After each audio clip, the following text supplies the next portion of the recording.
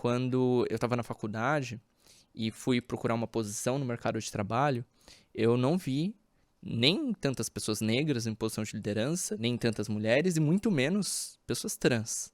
Então, isso também fez com que eu achasse que não seria possível que eu tivesse, por exemplo, hoje, num podcast como esse, né, falando para um público mais corporativo, talvez um público mais tech, eu não via isso como possível. Isso me fazia, inclusive, deixar de mandar currículo para algumas empresas.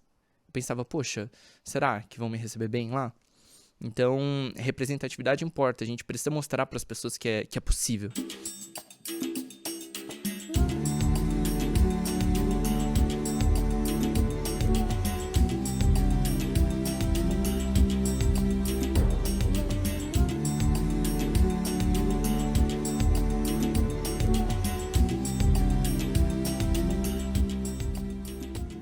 Olá, sejam bem-vindos, bem-vindas e bem-vindes ao Ouça Mais Alto, o podcast sobre a diversidade do Google Cloud. Pessoas LGBTQIAP+, são bem-vindas no mercado da tecnologia? Segundo uma pesquisa realizada pela Mais Diversidade, 54% da população LGBTQIAP+, não se sente segura em falar sobre a sua orientação sexual e ou identidade de gênero no ambiente de trabalho.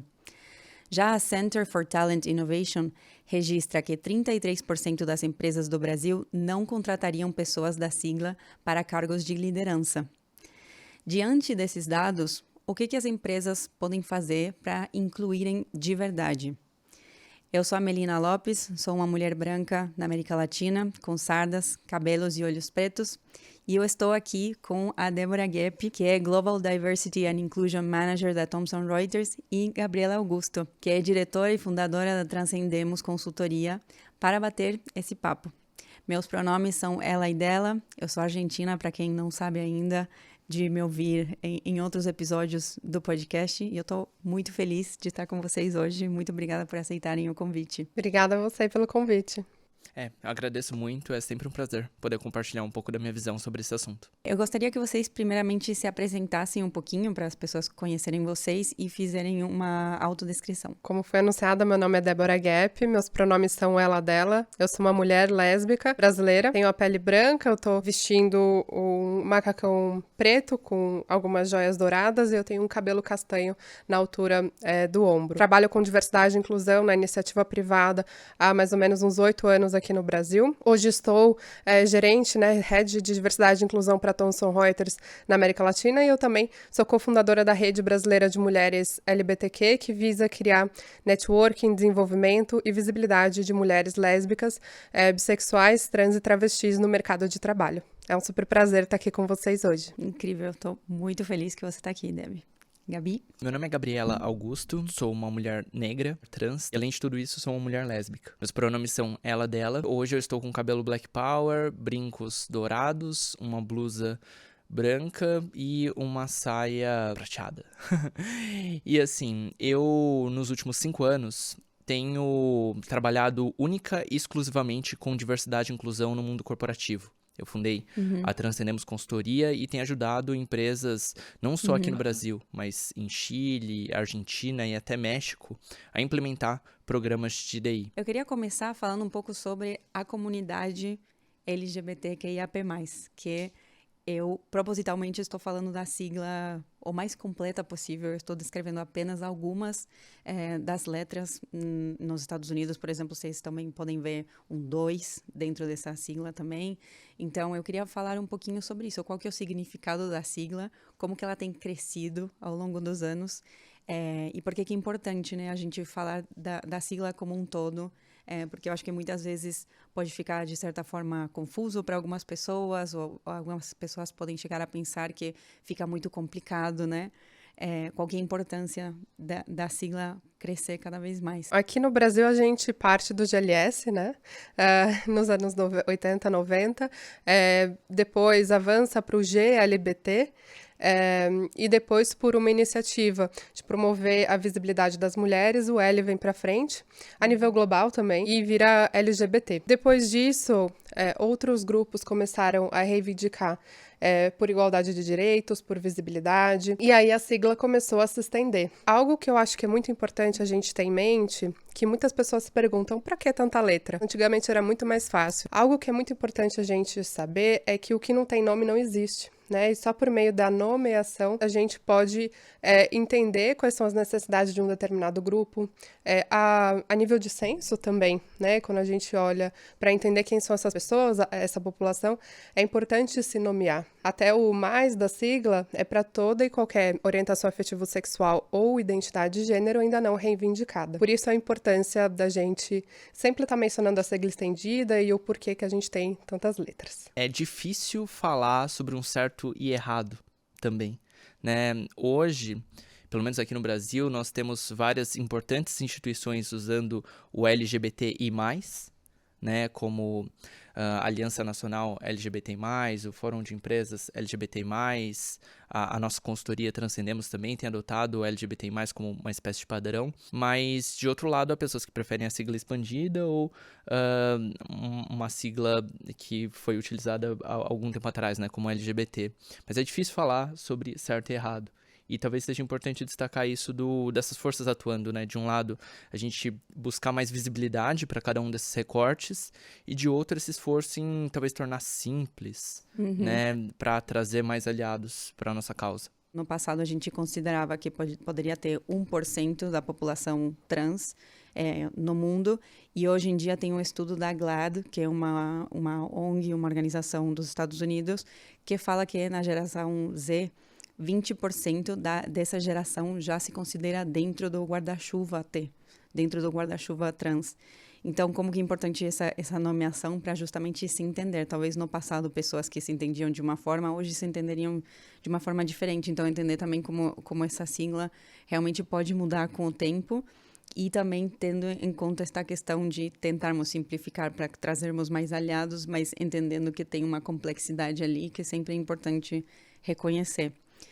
E falando um pouco dessas complexidades ou conceitos, a gente está começando aqui um pouco com a questão mais de definição, para que todo mundo esteja no mesmo pé de igualdade, assim, em conhecimento.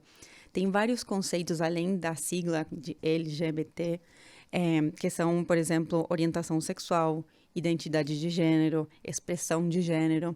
Vocês querem explicar um pouquinho sobre isso? Assim, eu costumo dividir esse assunto em 4 dimensões, sendo a primeira delas sexo. Quando a gente fala de sexo, a gente está falando de características anatômicas, como genitais, cromossomos, até mesmo o balanço hormonal. E aí, na sequência, a gente pode mencionar, além de sexo, o conceito de orientação sexual, que está relacionado à direção que caminha o desejo de alguém. Então, se uma pessoa sente atração por homens, por mulheres, até mesmo pelos dois, é aí que mora esse conceito da orientação sexual, que, por sua vez, se difere do conceito de identidade de gênero, que está relacionado à forma como a pessoa se vê. Se ela se entende enquanto homem, enquanto mulher, talvez até como nenhum dos dois, ou os dois ao mesmo tempo, que é o caso de pessoas não binárias. E aí, em seguida, temos uma quarta dimensão, né, que é a dimensão da expressão de gênero, que não deve ser confundida com identidade de gênero. Porque quando a gente fala de expressão de gênero, a gente está se referindo a timbre da voz, as roupas que a gente usa, a maquiagem que a gente pode ou não usar. E aí, só para fechar essa conceituação, eu costumo dar o seguinte exemplo.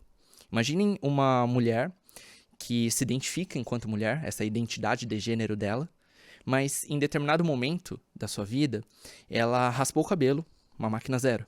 Ela deixou de usar saias, deixou de usar maquiagem, assumindo assim uma expressão de gênero dita mais masculina, né? Mais alinhada com aqueles padrões do que se tem de masculino na sociedade. Então, ela pode ter uma determinada expressão de gênero mais masculina, uma identidade de gênero feminina, e isso, por sua vez, não tem uma relação direta com a orientação sexual dela ou o sexo. Acho que a grande ideia por trás disso é entender que esses conceitos eles são independentes entre si. Por mais que a gente ache que eles deveriam se encaixar como um Lego, muitas vezes eles não se encaixam. Quando a gente pensa na questão da heterocisnormatividade, né? Então, o que é a heterocisnormatividade? É a crença de que todas as pessoas são ou deveriam ser heterossexuais e cisgênero. Isso parte de uma crença de que se uma pessoa nasce com pênis, ela vai ter que ser heterossexual no campo da orientação afetivo-sexual, ela vai ter que ter uma expressão de gênero masculina, né? E ela vai ter que se identificar como homem. Então, quando a gente fala da heterocisnormatividade, né, essa norma de que a sua existência está atrelada com o genital com o qual você nasce. E é isso que o movimento queer, o movimento LGBTQIA, vem trabalhando para desconstruir, né, e entender de que dentro dessas 4 dimensões há inúmeras possibilidades das pessoas se identificarem. Muito legal. Eu fico pensando, né, de tantas pessoas e de tantas letras que tem a sigla, as pessoas heterossexuais ou cisgênero não estão dentro dessa sigla. Elas são excluídas por isso? Eu acho que quando a gente entra com a categoria grupos minorizados, né, ou minorias representativas, enfim, a gente está querendo destacar populações que ao longo do tempo, ao longo dos anos, enfrentam barreiras, enfrentam uma exclusão social, não têm acesso aos mesmos direitos. Então, quando a gente faz essa discriminação positiva, digamos assim, dessas populações, a gente está destacando elas para lutar por direitos iguais e por visibilidade, pelo fim do preconceito, da discriminação e das diversas formas de violência que atingem essas populações. Não só LGBTQIAP, mas também mulheres, pessoas negras, pessoas refugiadas, pessoas com deficiência, enfim. E, na verdade, as pessoas heterossexuais desse gênero, elas não deixam de fazer parte da nossa comunidade, do nosso grupo. Elas podem trabalhar como pessoas aliadas, mas estarem dentro da sigla não é algo que traz uma coesão, né? Quando a gente fala do destaque ao grupo minorizado. Bom, algo que eu sempre digo nos meus webinars é que igualdade não é tratar todo mundo igual. Igualdade é tratar igualmente os iguais e desigualmente os desiguais na medida das suas desigualdades. Então, é óbvio que a gente precisa criar algumas discriminações positivas, né? É um termo que a gente usa, inclusive, na legislação, quando a gente fala de jurisprudência, né? De desenvolvimento de mecanismos para compensar essas barreiras que existem com relação a LGBTs, com relação a pessoas negras e outros grupos subrepresentados na sociedade. O que é importante destacar também é que a gente busca, no final das contas, a igualdade. E para isso faz-se necessário esses mecanismos de compensação. E já pensando um pouco mais no mercado de trabalho em si, eu fico pensando como que a gente agrega, né? Como que a diversidade agrega e faz com que não só a cultura, mas também a parte econômica das empresas melhora tanto em criatividade e inovação, quanto na parte econômica. Como que vocês acham que pessoas LGBT, especificamente, contribuem para essa inovação nas empresas? Eu acredito que um fator que a gente tem que destacar aqui é que talento não escolhe gênero, orientação afetivo-sexual, identidade de gênero, raça, etnia, enfim. E a partir do momento que as empresas são estruturalmente construídas com alguns, digamos assim, fenômenos excludentes, né, como a LGBTfobia, o machismo, o patriarcado, o racismo, ela se torna um lugar em que não acolhedor para as populações, para os grupos minorizados, e também reduz totalmente o seu potencial de atrair essa população e contratar essa população. Consequentemente, perde-se também o potencial de atrair potenciais talentos. Por essa perspectiva, hoje as empresas trabalham revisando seus processos seletivos, melhorando seus ambientes de trabalho, para aumentar a chance da organização de atrair, contratar e reter, né, e desenvolver esses talentos de grupos minorizados, esses talentos diversos. Então, eu acho que hoje as organizações, elas têm esse grande foco, e, ademais, a gente sabe que existem diversos estudos que mostram pra gente o quanto times diversos trazem mais inovação e mais criatividade para as organizações. Diversidade e inclusão não deve ser visto, esses dois conceitos não devem ser vistos como um favor, e sim como potência. Hoje, por conta de ações afirmativas e vários outros fatores, nós tivemos uma mudança na demografia das universidades. Temos muito mais estudantes negros hoje, né, no ensino superior. De outro lado, como você bem disse, Melu, há pesquisas que apontam que 20% da geração Z poderia estar se identificando enquanto pessoas trans. Então, se uma empresa não sabe como lidar com essa diversidade, essas pessoas trans, essas pessoas negras, elas vão perder uma fatia considerável desses bons talentos. Então, essa é uma primeira justificativa que a gente poderia trazer aqui sobre por que uma empresa precisa olhar para a diversidade. Se essa empresa quer as melhores pessoas nos seus times, ela precisa estar preparada para receber toda essa diversidade. Porque cada vez mais vai ficar mais atrasada, né, também. Exato. Por causa do medo e da LGBTfobia, muitas vezes é difícil mapear quantas pessoas se identificam com alguma letra da sigla dentro de uma empresa. São as famosas campanhas de self-ID, que se fala no mundo corporativo. Então, eu queria perguntar para vocês o que uma empresa pode fazer para tentar remover essa barreira e esse medo de se autodeclarar. Por mais de que muitas vezes a gente sabe que essas campanhas de self-ID são confidenciais e não deveriam abrir, digamos, e expor as pessoas. Quando as empresas criam esse mecanismo, né, de fazer um censo, de entender a orientação afetivo-sexual, e você tem uma cultura empresarial que já oferece uma segurança para as pessoas se identificarem, por exemplo, como LGBTQIAP, é importante também reforçar a segurança no processo, né, de fazer a campanha de autoidentificação. Muitas pessoas ficam com dúvidas em relação, mas por que vocês estão perguntando isso? O que vocês vão fazer com meus dados? Quem vai ter acesso aos dados? Tem pessoas que são fora do armário para o grupo LGBT da empresa, mas não são fora do armário para a pessoa gestora, por exemplo. Então, há muita preocupação quem vai receber essa informação e qual uso vai fazer com ela. A gente tem pessoas gestoras que ainda não são totalmente inclusivas, né, e que estão num processo de transformação. Então, é importante as empresas pensarem em como fazer isso, qual a estratégia, né, a se seguir para garantir com que as pessoas tenham a segurança no ambiente de trabalho, mas também no processo de RH propriamente dito. Inclusive as pessoas heterossexuais e cisgênero, né, que podem pensar que vão utilizar esse dado para não ser promovidas porque não fazem parte de grupos minorizados ou para não terem acesso a programas de desenvolvimento. Eu acho que o caminho não é esse, na verdade.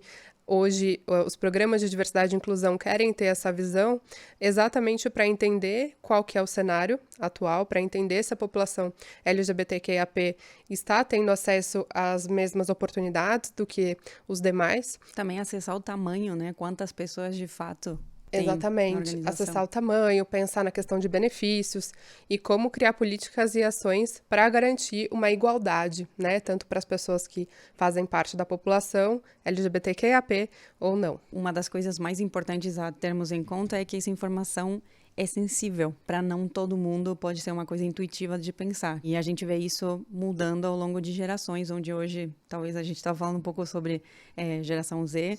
Eles têm menos problemas, justamente porque é uma geração que já cresceu, está crescendo, falando mais abertamente sobre isso do que gerações anteriores, como as nossas. Mas realmente é importante entender que é um dado sensível e que nem todo mundo vai querer falar para todo mundo, né? Ou sair do armário, que a gente fala que é uma jornada que não é apenas uma vez e pronto. E como que isso interage com a vida e com o trabalho das pessoas. Tem uma frase muito conhecida no nosso meio de diversidade que é representação importa, ou representatividade importa, né? Representation matters em inglês. Eu acho que muitas vezes a gente acaba diluindo essa ideia e perdendo um pouco o senso de que significa essa frase. Então eu queria falar um pouco sobre liderança LGBT, especificamente, e por que é tão importante termos esses role models, esses exemplos. Eu sofri muito com isso na minha carreira, na minha vida. Assim, em primeiro lugar, por eu ser uma mulher trans lésbica. Assim, quando eu iniciei a minha transição de gênero, digo, viver publicamente essa transgeneridade, eu não via outras mulheres trans lésbicas, isso me fazia questionar se seria possível ser quem eu sou. Então, eu sei que isso é importante nesse sentido, mas em outro também, quando eu estava na faculdade e fui procurar uma posição no mercado de trabalho, eu não vi nem tantas pessoas negras em posição de liderança, nem tantas mulheres e muito menos pessoas trans.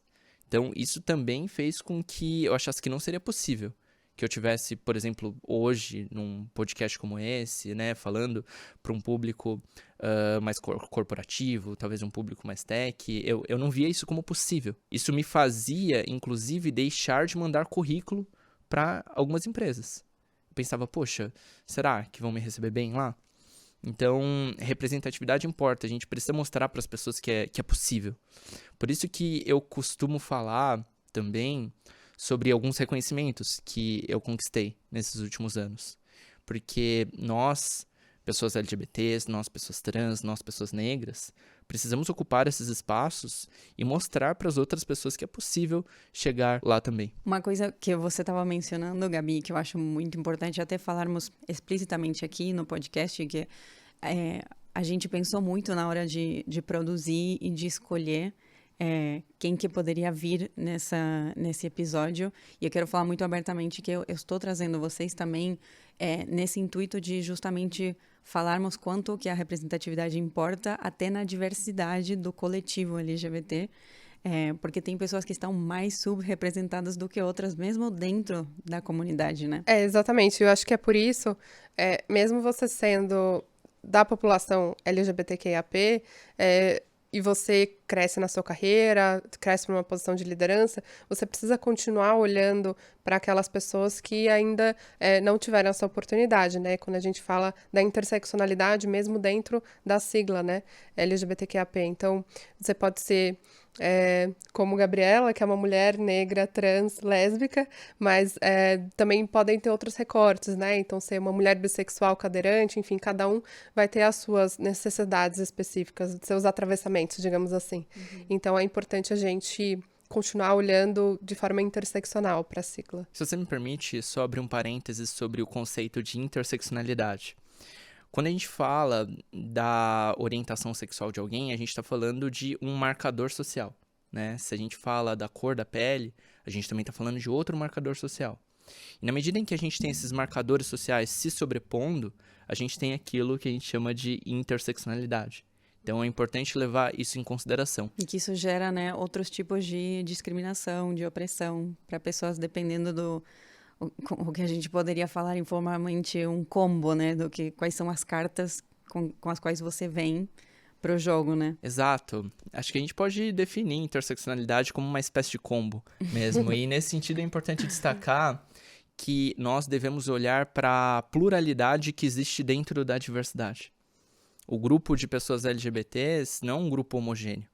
São várias histórias, são várias vivências. Da mesma forma que o grupo de mulheres não é todas as mulheres não são iguais.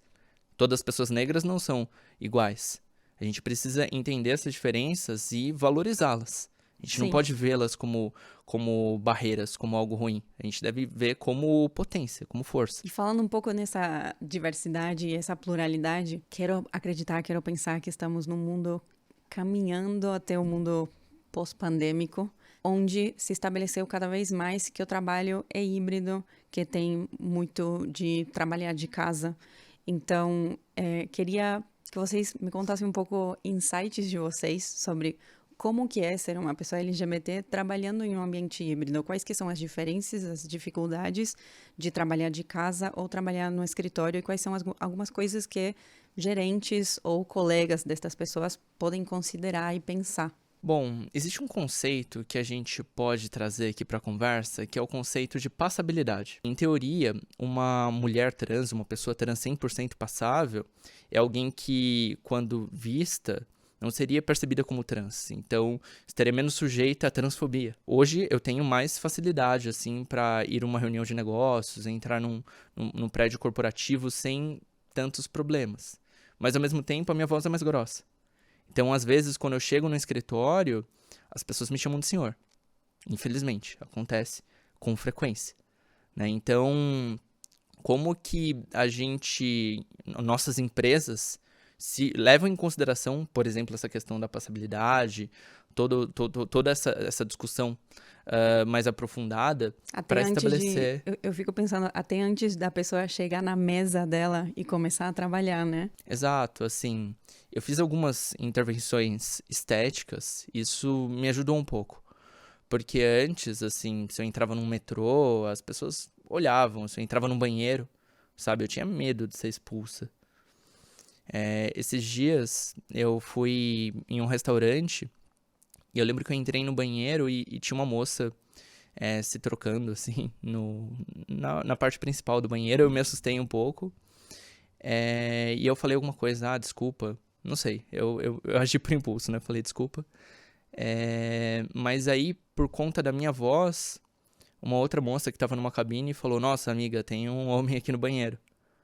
E foi uma situação bem constrangedora, sabe? Por conta da minha voz, eu fiquei com medo de ser expulsa do banheiro. Por isso.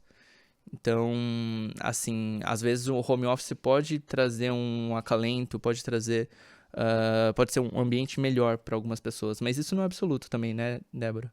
Exato. Você traz um ponto muito importante, porque eu acho que a gente tem situações diferentes a depender da pessoa, né? Então, no caso das pessoas trans, a gente tem casos de pessoas que preferem ficar em casa por medo da violência na rua. O Brasil é um dos países que mais mata pessoas trans no mundo, então a violência social é um fator que faz com que pessoas trans prefiram trabalhar de casa. E, ao mesmo tempo, quando a gente olha para a sigla como um todo, né, para a população LGBTQIAP, muitas pessoas encontram nas organizações um porto seguro para serem quem elas são, diferente do que encontram em casa. Então, a gente tem situações diferentes, né, mas aí eu acho que cabe também as organizações terem uma sensibilidade para melhor apoiar essas pessoas.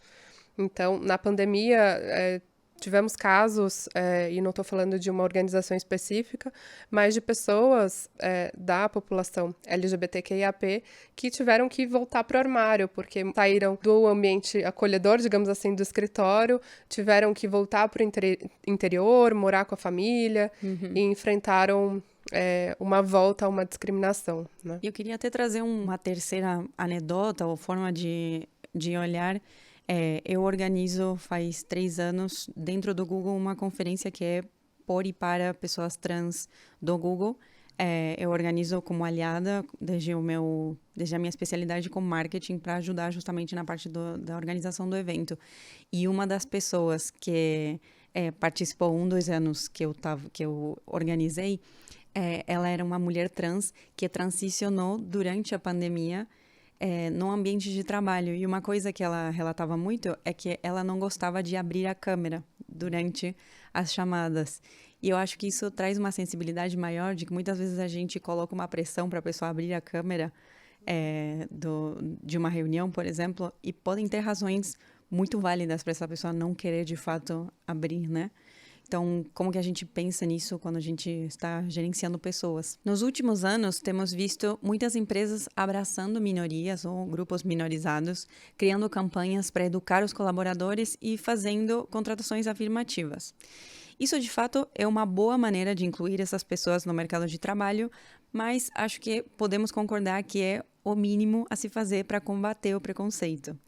Na prática, o que precisamos mudar para que fazer o mínimo não vire o máximo? Bom, eu acho que a empregabilidade, claro, é muito importante. Gerar emprego para grupos minorizados e para a população LGBTQIAP é fundamental, né? Como a gente diz, ao mínimo, sobretudo para a população trans e travesti, né?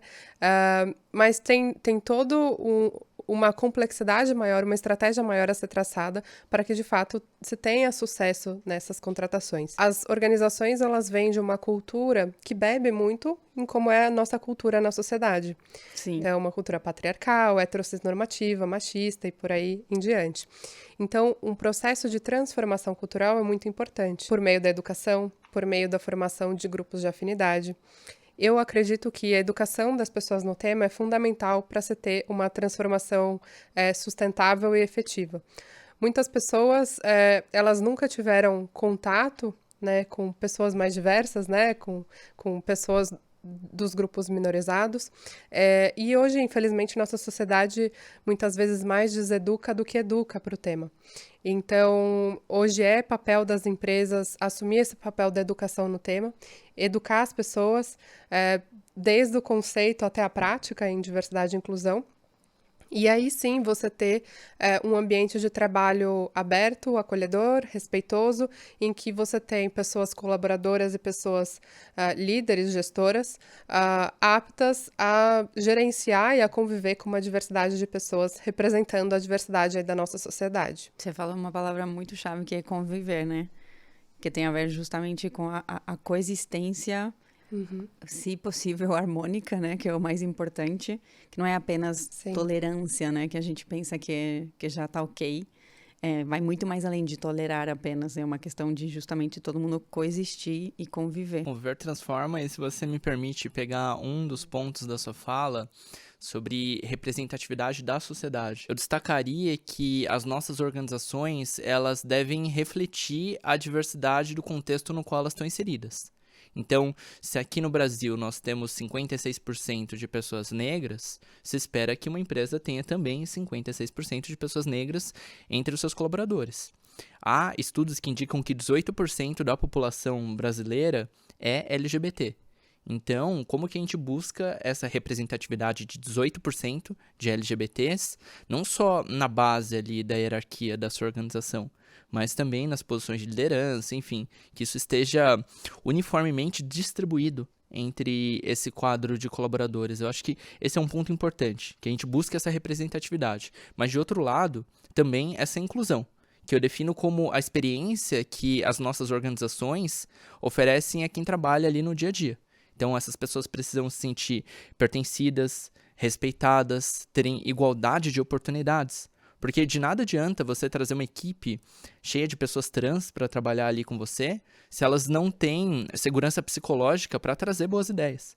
Porque você quebra todo esse ciclo de inovação. E aí talvez até você acabe pensando que essas pessoas não estão se dando bem, quando na verdade é uma questão do ambiente também, né? Exato, porque se você não garante, por exemplo, uma segurança psicológica, você perde aquele valor da criatividade, da inovação. Mas de outro lado, você também pode ter taxas de turnover muito mais altas, porque você vai incluir as pessoas de um lado, mas elas vão sair de outro. Então, para que tudo isso caminhe bem, a diversidade, a representatividade deve estar presente de um lado, mas de outro teremos a inclusão também, que deve estar presente. Gabi, algumas táticas assim mais práticas, se você tivesse que nomear 4 ou 5 coisas mais táticas que pessoas podem fazer para gerar essa segurança psicológica. Você comentou algumas coisas sobre banheiro antes, por exemplo, né? Como deixar a experiência do banheiro como gerar mais educação ao redor disso poderia ser uma das opções. Quais outras coisas você poderia falar, assim, como em termos de conselhos para empresas? Legal. Pensando num top 3, eu diria que diversidade e inclusão se faz com dados, se faz com transparência e se faz com consistência. Então, como bem apontou já a Débora, a gente precisa de números, né? Uma estratégia data-driven. Então, como que a gente roda um censo, como que a gente ajuda esses colaboradores a se autodeclararem, porque tendo dados, tendo informações, a gente consegue fazer direcionamentos estratégicos mais precisos. Mas tudo isso deve ser feito com transparência também. As pessoas precisam saber o porquê e o para onde a gente está indo com isso. Porque a gente está perguntando informações sobre sexualidade, sobre identidade de gênero, porque no final das contas a gente quer fortalecer uma cultura de respeito ali. Quer fazer com que as pessoas se sintam mais seguras e mais respeitadas. E além disso, né, quando eu falo dessa tríade, o terceiro ponto sobre a consistência, isso deve estar no dia a dia de uma empresa, deve fazer parte de um core value, talvez. Então, como que a gente não tem isso só na comunicação? Né? Como que a gente tem treinamentos, como que a gente tem políticas sobre isso, como que a gente pensa, por exemplo, até na plaquinha que vai no banheiro. Né? Porque algumas pessoas podem achar, poxa, mas Gabriela, você está falando necessidade, né? de uma plaquinha ali falando que o banheiro, poxa, esse banheiro é para mulheres, mas é para todas as mulheres, né? Para mulheres transgênero, mulheres que não são transgênero. Por quê? Por que a gente deveria pensar numa comunicação dessas? Porque, simples, isso muda a cultura. Né? E a gente precisa dessa cultura de acolhimento e de respeito. Mais do que nunca, essa representatividade precisa estar presente no ambiente de trabalho. E é sobre isso que vamos falar agora no quadro Roda de Conversas. Você já foi alvo ou você já viu alguém sendo alvo de preconceito por ser uma pessoa LGBT? Eu tenho um amigo e a gente é bem próximo. E a gente tem uma rodinha de pessoas LGBTs, né? Pessoas de etnias diferentes. A gente dá bastante rolê junto. Conforme o tempo foi passando, alguns amigos começaram a namorar, né? E tal. Esse amigo, ele começou a namorar uma menina. Ela tinha ciúmes da gente, né? E ela falou que ela tinha ciúmes porque, como eu era uma pessoa bissexual, ela achava que eu era também uma pessoa hipergâmica e que eu ia me relacionar com ele, escondido, alguma coisa do tipo assim, né? E ela achava que, por causa disso, eu também era uma pessoa que não era confiável, né? No geral, assim. A partir disso, isso azedou um pouco a minha amizade com o meu amigo, né? Consequentemente, que era uma pessoa que eu tenho uma estima muito alta. Conforme o tempo foi passando, eu consegui manter essa relação com ele. Infelizmente, a relação com ela não continuou dele com ela. Mas esse tipo de situação é comum, porque é um preconceito que ele é muito anexado com a caixinha da bissexualidade, né? Bom, para quem está chegando agora, estou aqui com o Lucas, do Google. E, Lucas, eu queria que você se apresentasse para todos verem. Oi, meu nome é Lucas, tenho 27 anos, eu sou coordenador de vendas no Google. Eu sou um homem bissexual, negro, tenho cabelo crespo, um black, olhos pretos. Eu uso óculos, estou vestindo uma roupa branca e uma calça preta. Em algum momento você sentiu que ser bissexual ou ser LGBT como um todo trouxe algum tipo de atrito no seu trabalho ou com a sua equipe? Quando você inicia um novo trabalho ou quando você está conhecendo pessoas novas naquele meio, sempre fica uma tensão de será que se a pessoa descobrir ou se eu falar para a pessoa, isso vai mudar a nossa relação, vai prejudicar a minha carreira de alguma forma. Isso sempre fica um pouco no ar, assim. Conforme você conhece as pessoas e você tem um ambiente de trabalho que permite que você consiga se expressar, que permite que você consiga se sentir mais à vontade, né? Esse medo ele vai se dissipando. Mas ele nunca vai embora totalmente, né? Porque você nunca sabe, sempre tem um superior que você não conhece, sempre tem um time que você tem que colaborar, alguém que você tem que conhecer, que você não sabe quais são os preconceitos, quais são a história de vida, quais são os vieses que aquela pessoa carrega, né? Sim, tem uma questão também com revelar, né? Como que eu acho que com a comunidade bissexual especificamente, dentro de todas as letras que a gente pensar, as pessoas bissexuais são as que menos revelam no trabalho. Sim. Sua sexualidade. Isso é uma revelação mesmo, né? É quase como se fosse um plot twist de novela, assim. Você conta e parece que mudou totalmente a perspectiva da pessoa sobre você, né? Pensando um pouco em autoestima, você sente que a sua identidade, a sua orientação sexual teve algum impacto na sua autoestima? Autoestima é algo que sempre é um pouco problemática, tanto para as pessoas negras quanto para pessoas LGBTs. E aí, pessoas negras LGBTs é algo muito complexo. Quando você cresce sendo uma pessoa negra, quando você adentra ali a sua pré-adolescência, sua adolescência, existem muitas coisas que são questionadas, que você se auto-questiona. Principalmente a partir dos anos 2000, que começou a ter uma onda progressista mais forte aqui no Brasil, né? Começou a ter um movimento maior negro, LGBT dentro do país, começou a ter uma cultura muito grande de promover a autoestima, né? Então eu peguei essa parte quando eu era adolescente e isso formou muito dos autoquestionamentos que eu fui mantendo enquanto eu fui me tornando adulto, né? Acho que um grande exemplo era que eu até os meus 23 anos, 24 anos, assim, eu só usava o cabelo raspado. Ou então o corte que a gente chama de soldadinho, né? Que é você corta, você raspa dos lados na zero e deixa bem baixinho em cima, assim. Um dos grandes motivos, primeiro, quando eu era adolescente, foi porque cabelo crespo era visto como um cabelo sujo, né? As pessoas relacionavam, até dread, as pessoas relacionavam muito a sujeira, relacionavam muito a coisas ruins, né? Então eu trouxe preconceito comigo, né? Um alto preconceito.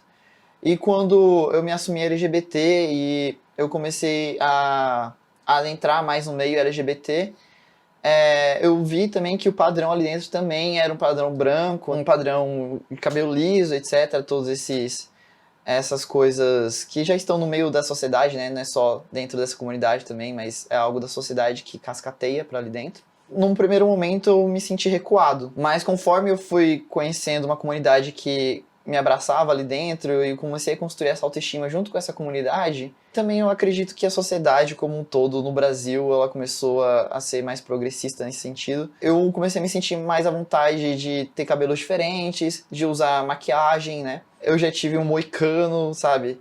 Então eu fui indo para lados mais alternativos que acredito que expressava mais a minha personalidade. Ter essa liberdade te deixou mais feliz. Sim, ter essa liberdade de me expressar visualmente, saber que as pessoas acham bonitos também a forma como eu me expresso, sabe? Como que você acha que um gerente, uma pessoa trabalhando, que tenha um colega de trabalho que seja bi ou que seja LGBT no geral, como que a gente pode mudar o jogo dentro do mundo das empresas e da tecnologia? Construir esse ambiente é algo que não é fácil, construir um ambiente acolhedor, mas isso vem junto com uma mudança de cultura, né? E também eu acredito que os chefes, eles têm um grande papel nisso, os gerentes, né? De estar ao lado dessas pessoas e entender quando esses preconceitos estão acontecendo, porque muitas vezes a pessoa, ela mesma não percebe que ela está sendo alvo, que ela tá tendo algum tipo de preconceito acontecendo naquele meio. Então, os gerentes, eles estarem preparados para perceber o que está acontecendo e se posicionarem sobre isso é algo fundamental, assim, para a segurança dessas pessoas na carreira delas e também para a segurança mental delas, né? Então, os gerentes, eles terem esse autoconhecimento do que eles podem reproduzir ou do que outras pessoas podem estar reproduzindo, né? Ou como elas podem estar julgando aquela pessoa, é fundamental para construir esse ambiente de segurança para as pessoas LGBT, né? Que importante o que você falou de que muitas vezes as pessoas que estão sofrendo essa agressão, seja microagressão ou seja uma violência mais explícita e mais marcada, elas mesmas podem não perceber que isso está acontecendo com elas e quanto que é importante ter pessoas ao redor que estejam prestando atenção, né? É uma questão de ficar atento. Isso e também não desacreditar as pessoas, né? As pessoas bissexuais, pessoas LGBT, uma vez que elas sentem a segurança para falar com o gerente, falar com algum superior sobre o que está acontecendo com elas no trabalho, elas precisam, além de ter se sentir à vontade, se sentirem acreditadas também. Então, isso é fundamental. Perfeito. Obrigada, Lucas, por vir compartilhar sua história. Foi um prazer. Estamos aqui de volta com a Gabi e a Débora. Sabemos que o mundo está cada vez mais se abrindo mais para a diversidade. As empresas que não atualizam o quadro de colaboradores com as mudanças da sociedade estão ficando ultrapassadas. É possível dizer que incluir pessoas LGBTQIAP+, é uma estratégia de mercado também? Se a gente tem uma empresa onde as pessoas são livres para serem quem são, a gente vai ter uma empresa onde as pessoas vão trabalhar com um sorriso no rosto. E se essas pessoas vão trabalhar com um sorriso no rosto, é natural que elas se engajem mais nas suas tarefas. Então isso acaba se refletindo em mais produtividade, por exemplo. De outro lado, se a gente tem pessoas indo trabalhar com um sorriso no rosto, essas pessoas vão atender os clientes com um sorriso no rosto também. Isso se traduz em experiência do cliente. Esse cliente, por sua vez, quando ele se vê representado naquela equipe que o atende, isso também está ligado à experiência dessa pessoa.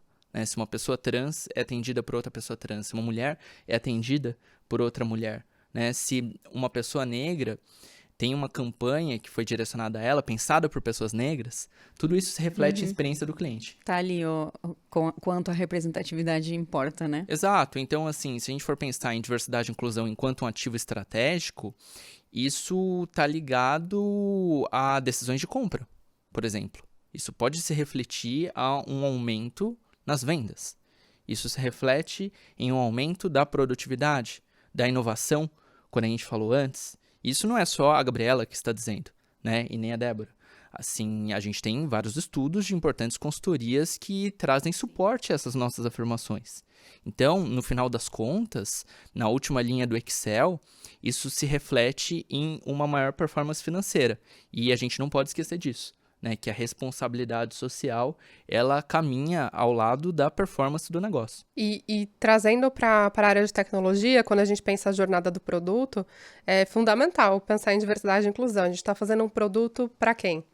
né? Então, hoje, se tem uma consideração maior pela questão de acessibilidade, mas além da acessibilidade, é importante olhar para os outros grupos minorizados. Então, quando você está construindo um produto, perguntar quais são os pronomes das pessoas, quais são as pessoas com as quais você está conversando, com qual aquele produto vai atender. Quando a gente vem para a questão de acessibilidade, hoje se estima que 20% da população brasileira tem algum tipo de deficiência. Então, hoje, um produto que não nasce considerando a diversidade, inclusão e acessibilidade como premissa, está fadado a atender um menor número de clientes. A gente vai falar bastante sobre isso neste podcast. Essa é uma disciplina que chama Product Inclusion, ou inclusão dentro dos nossos produtos. Então, obrigada pelo gancho, Deb.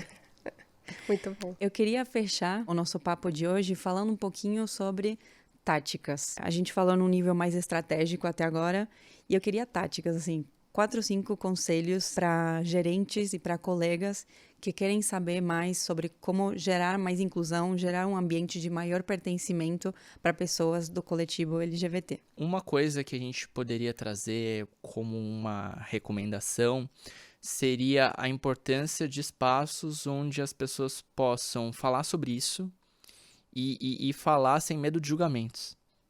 Porque, de um lado, é difícil para a pessoa LGBT compartilhar suas experiências. De outro, também, para aquela pessoa que não faz parte da comunidade, ela pode sempre ficar com o pé atrás ali, né? Poxa, eu vou fazer uma pergunta, vou ser julgado por ela, né? Poxa, eu tenho minhas dúvidas, mas não sei a quem perguntar, quando perguntar. Para além de palestras, para além de treinamentos, para além de conteúdo no EAD da firma, como que a gente cria esses espaços de troca? Porque, como a gente já bem disse aqui, conviver transforma. Então, a gente precisa ouvir e falar, enfim, promover essas trocas. Bom, eu adicionaria... eu acho que as organizações, elas precisam rever estruturalmente todos os seus processos com um olhar da diversidade e inclusão. Rever a estrutura de trabalho. Muitas empresas ainda não têm, por exemplo, espaço de apoio à amamentação para as mulheres e pessoas não binárias. E homens que amamentam. Ainda não tem, por exemplo, a estrutura de banheiros mais acolhedora para pessoas trans. Então, revisar essa mudança estrutural física também é importante. Aliada à educação e a espaços para se debater o tema, eu acho que já é um início muito importante para as organizações terem sucesso nas práticas de diversidade e inclusão. Se eu puder trazer mais um aconselhamento, eu diria que existe um desafio comunicacional também. Porque muitas vezes a comunicação sobre diversidade e inclusão, ela é muito ensimesmada. Às vezes a gente fala muito para as pessoas que já estão convencidas. Eu já acompanhei muito disso, assim, principalmente em grupos de afinidade LGBT, quando a gente pensa em alguma campanha, algum conteúdo, às vezes a gente traz referências da nossa própria comunidade. Quando, num nível mais estratégico, a gente deveria endereçar parte desse conteúdo a pessoas... Para quem não é da comunidade, né? Para entendermos melhor entre todos, né? Como funciona. Exato. Então, se eu puder pontuar algo, eu diria como que fazemos essas nossas comunicações serem menos ensimesmadas para que a gente fure nossas bolhas e atinja cada vez mais pessoas, consiga se conectar com um coraçãozinho delas. E uma estratégia que eu vejo e procuro praticar para isso é colocar o tema da diversidade e inclusão em momentos em que necessariamente todo mundo vai ter que estar presente. Muitas vezes a gente faz eventos que só vão pessoas, né, que já são interessadas pelo tema, mas colocar numa reunião de planejamento de final de ano, numa reunião de negócios, e claro, tendo aí a liderança e a autoliderança promovendo o tema, né? Então, eu acho que isso atinge e influencia pessoas que não naturalmente têm um interesse. Eu acho que eu adicionaria mais talvez uma tática na hora de se educar e de pensarmos nesta questão que tem a ver com quanto que a população LGBT muitas vezes é silenciada. Tem muito silêncio na comunidade, olhando para fora da comunidade. Então, entender como que funciona isso, como que as pessoas se cobrem ou não falam sobre o assunto, seja no trabalho, seja em casa. Então, como que funciona esse silêncio para não compactuar sem querer com esse silenciamento da comunidade, acho que é fundamental.